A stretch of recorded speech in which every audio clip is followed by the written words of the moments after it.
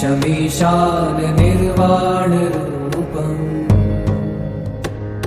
विभुं व्यापकं ब्रह्मवेदस्वरूपम् निजं निर्गुणं निर्विकल्पं निरीहम्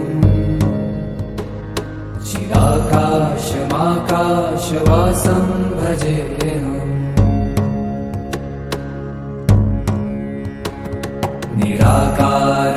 निराकारमोङ्कारमूलं तुरीयम् गिराज्ञानगोपीतमीशं गिरीशम् करालं महाकालकालं कृपालुम् गुणागार संसारपारं नतोऽहम्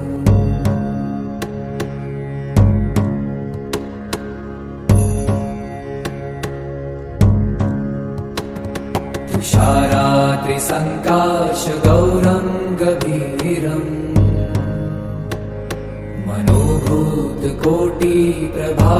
मनोभूतकोटिप्रभाश्रीशरीरम्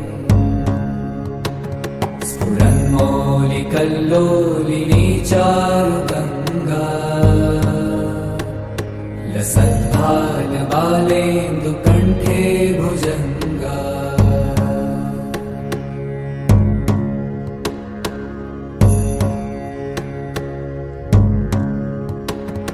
चलत्कुण्डलं भ्रूसुनेत्रं विशालम् प्रसन्नाननं नीलकण्ठं दयालम् मृगाधीशचर्माम्बरं मुण्डमालम् प्रियं शङ्करं सर्वनाथं भजामि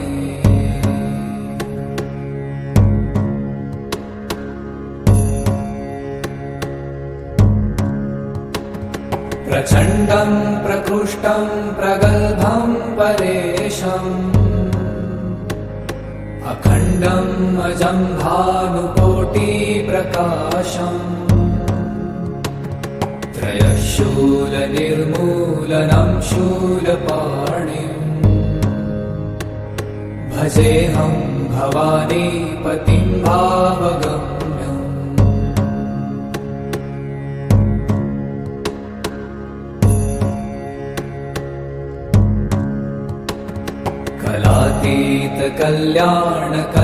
कलातीतकल्याणकल्पान्तकारी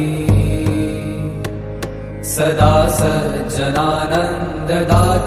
पुरारी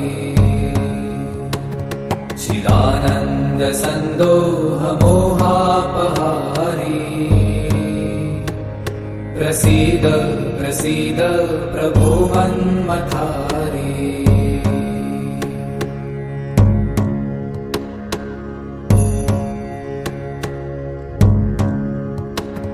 न यावत् उमानाथ पादारविन्दम्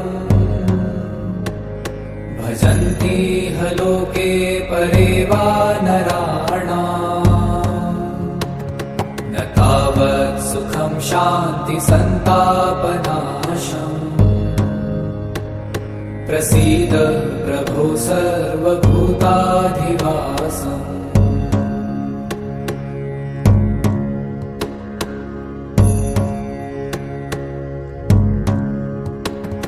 न जानामि योगं जपं नैव पूजाम् न तोऽहं सदा सर्वदा शम्भुतुभ्यम् जराजन्मदुःखौ गतातप्यमानम्